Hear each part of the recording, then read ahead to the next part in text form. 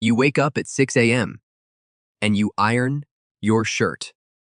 You sit in traffic for 45 minutes. You do your job well. You do it again tomorrow and the day after. For 10 years, 15 years, maybe 20. Then one evening, you sit at your kitchen table and open your banking app. The number staring back at you doesn't match that effort, not even close. Here is what nobody told you when you signed that first employment contract. A salary is not a wealth-building tool. It is a maintenance fee. It keeps your rent paid, your car running, your groceries stocked. It keeps you functional enough to show up again on Monday. That is the design. Think about it like this. You've been running on a treadmill, measuring progress by how tired your legs feel. The exhaustion is real. The sweat is real. But the distance covered is zero. You were told that showing up consistently and being reliable, earning annual raises of 3 or 4%, and tucking money away would eventually add up to something meaningful. But pull out a calculator. A 3% raise on a $50,000 salary gives you $1,500 more per year before taxes. That is roughly $125 a month. In 10 years of perfect loyalty, you moved from 50 to 67,000. Meanwhile, your rent went up. Your groceries cost more. Your car needed replacing. The gap between what you earn and what life costs didn't shrink. It widened. This isn't a failure of discipline, and it isn't a failure of character. It is a failure of the model itself. The system you trusted was never engineered to multiply what you put in. And the most dangerous part isn't the math. It is the belief. Because as long as you believe the ceiling above you is a temporary obstacle, something you will push through with enough grit. You'll keep pouring energy into a container with a hole in the bottom. You will not look for a different container. Wealth doesn't come from working harder inside a closed system. It comes from recognizing the system is closed. That single shift in how you see the board is where everything actually begins to change. Here is the number. No one sits down to calculate. If your household earns somewhere around 50 to 60,000 a year, and your living costs consume 70 to 80% of that, you're putting away maybe 10 to 12,000 annually. Stretch that forward. A 7-figure net worth at that savings rate takes somewhere between 80 and 100 years. You won't live long enough to see it. That isn't a mindset problem. That is division. So the real question isn't how to save harder. It is where the multiplier is hiding. And it is hiding inside hours you already own. But treat like they're worthless. Be honest about your week. The average person working a 9 to 5 has roughly 27 discretionary hours scattered across commutes, lunch breaks, post-dinner evenings, and weekend mornings. Most people feed every one of those hours into a screen that pays nothing. Scrolling, streaming, refreshing feeds that generate revenue for someone else. 27 hours a week across 52 weeks is over 1,400 hours a year. That is the equivalent of 35 full work weeks, nearly an entire second career in raw time, sitting there unclaimed. Now, set that number against a different outcome. People who cross into 6 figures in fields like tech or real estate didn't start with 8 free hours a day. They started by reclaiming the same dead pockets of time you're currently wasting. The commute turned into an audio classroom. The lunch break became 30 minutes of focused skill work. The evening scroll became research into how people a few steps ahead actually think. how they think about risk, money, and decisions. Choose 5 to 10 individuals already operating at your desired income level. Study them the way an analyst reads a balance sheet.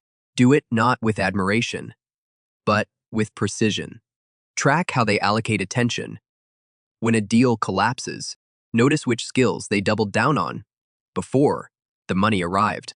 Their failures carry more usable data than their highlight reels ever will.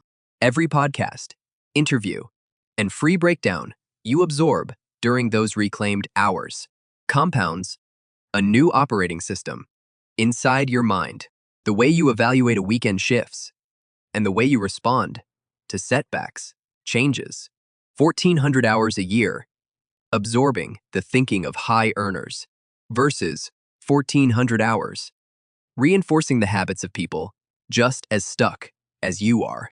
The math doesn't care about your feelings. And once you see it clearly, the only question left is what exactly you do with those hours once you reclaim them. Picture someone 3 years from now. They listened to every podcast, bought the courses, showed up to the seminars, and they're still sitting at the same desk, earning the same paycheck, wondering where it all went. That person didn't fail because they were lazy. They failed because nobody told them the difference between consuming and owning. It teaches you spending money on yourself is the same as investing. But it is not. Think about what actually happens. Every time you perform at your job, you build the presentation, close the deal, solve the problem, and the profit flows upward into equity you will never touch. You are the input, and someone else owns the output. And the gap between those two positions is the entire wealth equation. An equation most people never examine. You hand over money, and your brain registers forward motion. But toward what? If that course makes you a better employee, you just paid to raise someone else's asset value with your own cash. If it teaches you something you can deploy independently, something that produces income, whether or not you show up on Monday. Now, you are building equity that belongs to you. Each session deposits a small fraction of capability into a personal account, an account no employer can access, dilute, or revoke. Most people never see this distinction. Stacking knowledge, year after year, without ever converting it into something they actually hold. So before you spend another dollar or hour on growth, sit with one question. When this pays off, whose name is on the check? If the answer is not yours, you are not investing. You're feeding the same machine that sold you the dream of escape. And once you see that clearly, what you look for next changes completely. Not more content, not more motivation, something harder to find, and far more dangerous to the system once you have it. Here is what that dangerous thing looks like. In practice, it is not a strategy, and it is not a framework. It is a calculator and 60 seconds of silence. Most people skip this part because it sounds too plain, too ordinary, too boring to matter, which is exactly why it works. Picture someone sitting at their kitchen table on a Sunday night, laptop closed, phone face down. They pull up the calculator app and type in one number, 1 million. Then they divide it by 365. The screen reads 2,740, and they stare at it. That single number does more damage to their old thinking, more than any motivational speech ever could, because suddenly the dream has a daily price tag, and a daily price tag is something you can actually negotiate with. Now, watch what happens next as they look at what they currently offer: a service, a skill, a product, anything they exchange for money. They ask themselves, One cold question. At my current price, how many times do I need to deliver this? Every single day to hit that number. If they charge $200, the answer is roughly 14. If they charge $1,000, it drops below 3. No one told them to quit their job or build an empire by Friday. They just divided the numbers and stared. But in that moment, the vague fog of someday burned off. What remained was a puzzle with edges they could actually touch. You write the daily number on a sticky note and put it where you'll see it before your morning coffee. It sounds almost insulting in its simplicity, but consider what it quietly replaces. It replaces the habit of thinking in yearly salaries, the exact unit of measurement your 9 to 5 trained you to use. It replaces hope with arithmetic. And arithmetic doesn't care about your mood. It doesn't care about your motivation or whether you feel ready. It just sits there, waiting for you to either meet it or ignore it. The person who does this exercise once and never touches it again will forget the number within a week. But the person who looks at that sticky note every morning and asks, "What am I doing today to close the gap?" Even by a fraction, that person starts making different choices. They stop spending 40 minutes scrolling because 40 minutes now has a dollar value attached to it.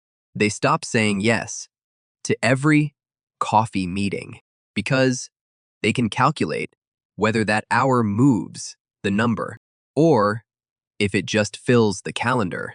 The boring math becomes a filter for every decision, and filters are what separate people who build wealth from people who just talk about it.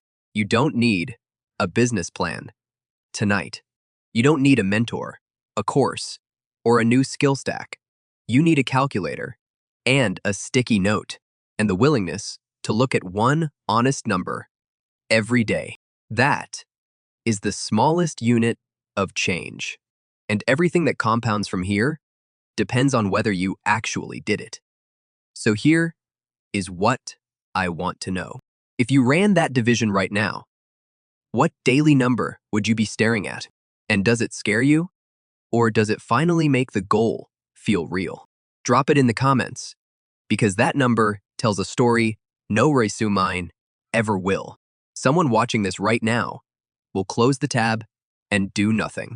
And honestly, that is perfectly fine. Here is what nobody in this space will say out loud. You are allowed to walk away. You can decide this isn't your season, because that door never locks. It doesn't promise you'll be rich by next quarter. It doesn't promise passive income on a beach somewhere. It promises something far less glamorous and far more real. The gap between where you stand today and where your numbers say you could stand will shrink month by month for as long as you keep measuring. So here is your one move tonight. Open your notes app and write down the exact amount sitting in your account. Not rounded, and definitely not estimated. Then, write the number you'd need to survive 90 days on zero income.